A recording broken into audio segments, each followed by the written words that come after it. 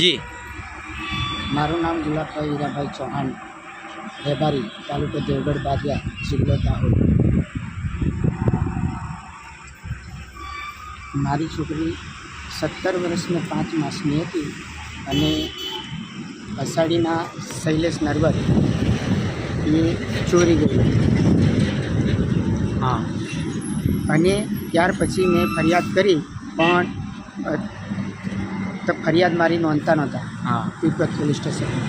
હા અને મેં પછી આરપીડી કરી હા. અને ત્યાં સ્થળ ઉપર ગયો તો ત્યાંની જે અષાઢી બીટના જે જમાદાર હતા હા. એણે મને કીધું કે તારી છોકરી લઈ જાતું.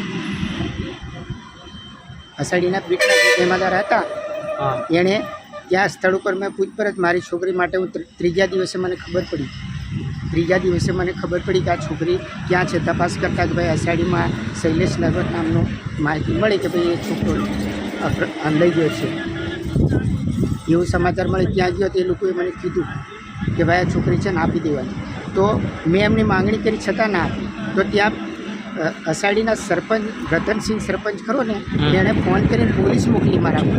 ના તો રાજેન્દ્રગીરી ત્યાં જમાદાર હતો એને મને આવીને કીધું કે તારી છોકરીને લગ્ન કરતો નથી અને તારા હાથ પગ તોડી નાખીશ અને તારી છોકરીને તું ભણાવતો નથી અને પાછો અહીંયા છોકરી લેવા આવ્યો છે. મેં કીધું ભાઈ કાયદાનો હું જાણકાર છું, 17 વર્ષની મારી છોકરી છે. છતાં મેં ફરિયાદ કરી. ફરિયાદ પણ મારી જેલકા હતા ને એમનું પણ નામ આપેલું છે. આરપીડી મેં કરેલી અને ફરિયાદ નોંધવા 8 દિવસ સુધી ત્યાં ગયો તોય મારી ફરિયાદ નોંધી નહોતી આવી. આજે તો પછી ત્યાંથી મેં માંગણી કરી છોકરીને ફરિયાદ ગોધરા કરી, પંચમહાલ અને દાહોદ, પીપલોદ મેં બધે ફરિયાદ કરી.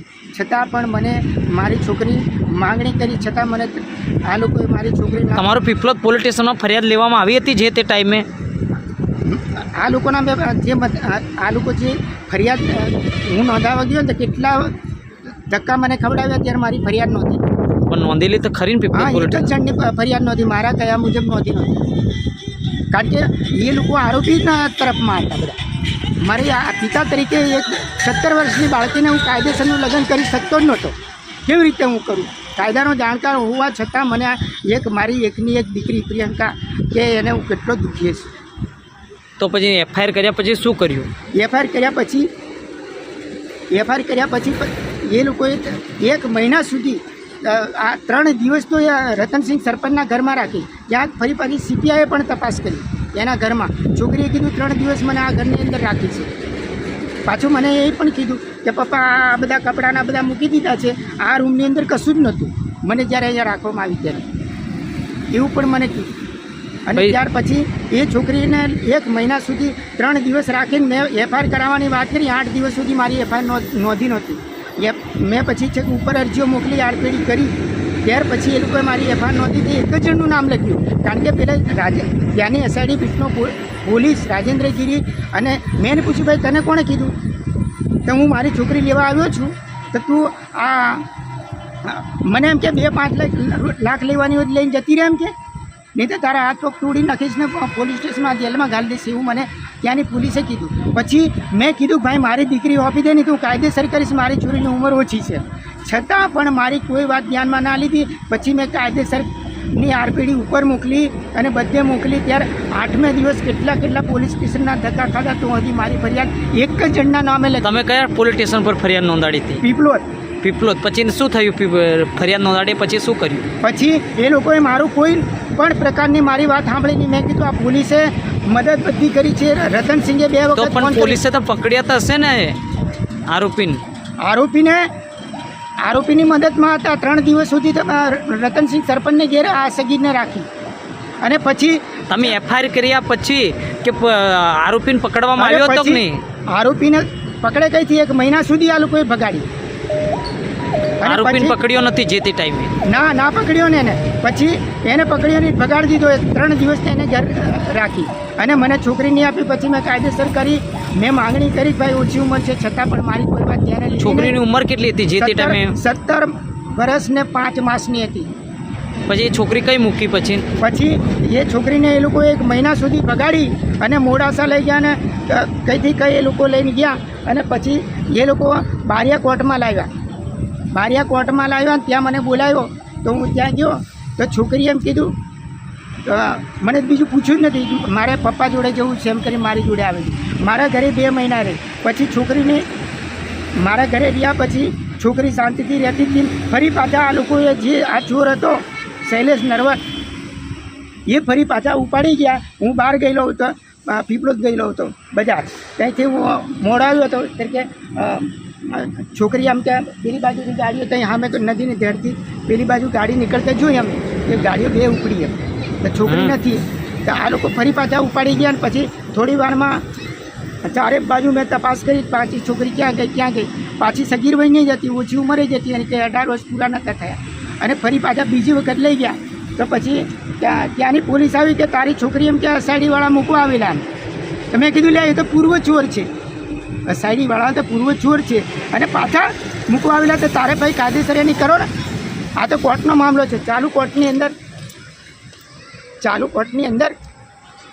ચાલુ કોર્ટ છે, કોર્ટમાં લઈ લો એને. બીજી વખત આ ચોરી કરી છે એને, બીજી વખત કરી છે એને પોસ્કોની કલમ તો લાગેલી જ હતી. તોય પાછી એને મારી તરફ કોઈએ ધ્યાન દોર્યું નહીં. તો મારે સરકારને આ ન્યાયતંત્રને એમ કહેવું છે કે મને ન્યાય નથી મળ્યો. એકની એક દીકરી હું પિતા તરીકે મને ન્યાય નથી મળ્યો કે એ માણસ બહાર ફરતો રહ્યો, એને સજા ના કરી અને એને છોડી દીધો. અને મારી છોકરીને નારી કેન્દ્ર ત્યાંથી ફોન આવ્યો કે ભાઈ તારી છોકરી 6/9 ફરી પાછા એ લોકોએ અપહરણ કર્યું. અરે ખરા 6/9 તારીખે ફરી પાછા આ લોકો લઈ ગયા અને પછી પોલીસે મને ફોન કર્યો કે ભાઈ તારી છોકરી આવીને લઈ ગયા. મેં કીધું મારી છોકરીને લઈ ગયો કોણ એનો મને જવાબ આપ.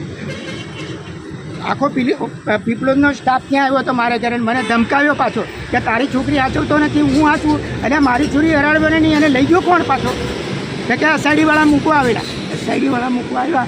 તો ફરી પાછા એને તમે કાયદેસરની કાર્યવાહી નહીં કરો. આ કોર્ટ તો બીજી વખત જતી રહી પછી નારી કેન્દ્રમાં મૂકવામાં આવી હતી. પણ એ તો પછી એને કોર્ટમાં લઈ જવું પડે કે નહીં, કોર્ટના હુકમ વગર ચાલુ કોર્ટમાં એ લોકો કેવી રીતે નારી કેન્દ્ર મૂકી આવે. નારી કેન્દ્રમાં મૂકવામાં આવી હતી બરાબર જે તે ટાઈમે. તો પછી નારી કેન્દ્ર ઉપર ત્યાંથી તમારો લેટર બેટર આવેલો કોઈ? મહીસાગરની અંદર મને લેવા હોય, એક બેન કલેક્ટર બની મારે ઘરે આવી કે હું દાહોદ કલેક્ટર છું. મેં કીધું બોલો બેન શું હતું કે તમારી છોકરી આવીને લઈ જાઓ. મેં કીધું હું તમને એ પૂછું છું કે મારે ઘરેથી કોણ લઈ ગયો અને તમારે ત્યાં મૂકવા કોણ આવ્યો. આ બીજી વખતનો આ કોર્ટનો મામલો છે, ચાલુ કોર્ટ છે. ચાલુ કોર્ટની અંદર ફરી પાછી ચોરી કરી છે આ લોકોએ. એમાં બધા મિલી ભગત છે, આગેવાનો, સાઈડીના આગેવાનો તેમજ ગામના આગેવાનો, આ બધા મળીને પોલીસ તંત્ર પણ આમાં સામેલ છે. મને ન્યાય મળ્યો નથી, મારે ન્યાય જોઈએ. મારી છોકરીની શું પરિસ્થિતિ હશે. આજે હું નારી કેન્દ્રમાં ગયો, ત્યાં પણ એ લોકોએ કીધું કે ભાઈ તમારી છોકરી તો આપી દીધી. તો એક પિતા તરીકે એમ જાણ કર્યા વગર કોને આપી દીધી? અને પાછી પેલી ત્યાં લેડીઝ પૂછતી હતી મને કે એ છોકરીના લગ્ન છે એમ કે. તો એ પિતાને કઈ બાજુ લગ્ન છે એમના? તો કે એ છોકરો લઈ ગયો તો એને પિતા કોણ એનો બાપ બનીને લઈ આવ્યો એ છોકરીને. મહીસાગરથી એને ગોધરા નારી કેન્દ્રમાં લઈ ગયા તો એનો પિતા કોણ? એક પિતાને આ બધું કોણ કરે છે? તો આપની શું માંગ છે? મારી એ માંગ છે કે જે લોકોએ આ કે મારી દીકરીને મને અન્યાય થયો છે ને હું ન્યાય માટે પૂછું કે એકની એક દીકરી હોય, 17 વર્ષની દીકરીને આજે મારી તરફ કોઈ નથી. કુટુંબ, ગામના આગેવાનો કે ગામના સરપંચ કે આગેવાનો બધા મિલી ભગત છે, કોઈએ મારી મદદ કરી નથી. અને ત્યાંના પણ મિલી ભગત છે એસઆઈડીના. તમને ન્યાય જ મળવા જોઈએ ને? મને ન્યાય મળવા જોઈએ કે આ છોકરીને લઈ ગયું. બીજી વખત પોસ્કોની કલમ એને તમારો કેસ ચાલતો તો કેસનું શું થયું? કેસની અંદર તમે કેસ કરાવ્યો ત્યારે કે ભાઈ એ તો નિર્દોષ છૂટી ગયો. કેવી રીતે બીજી વખત લઈ ગયો તો ઓછી ઉંમરમાં? આપનું નામ? ભાઈ હીરાભાઈ. કયું ગામ? રેબારી.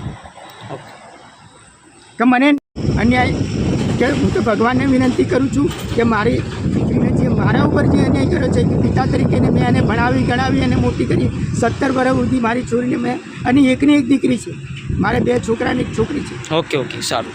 મને અન્યાય થયો છે તો આપ મીડિયાના માધ્યમથી હું વિનંતી કરું છું કે મને ન્યાય મળે અને જે આ લોકો મિલીભગત મદદગાર અને તમામ કે અહીંયાથી કોણ લઈ ગયો અને કેવી રીતે લઈ ગયો અને ચાલુ કોર્ટની અંદર 2 વખત ચોરી કરી છે અને બારિયા કોર્ટમાંથી છોકરીએ કીધું કે પપ્પા જોડે મારે જેવું છે એમ કરી મારી સાથે આવી અને બીજી વખત ચોરી કરી તો એ લોકો કોર્ટને પૂછ્યા વગર કે ચાલુ કોર્ટની અંદર પાછા નારી કેન્દ્ર કેવી રીતે મૂક્યા. ઓકે ઓકે સારું સારું ચાલો હાલો.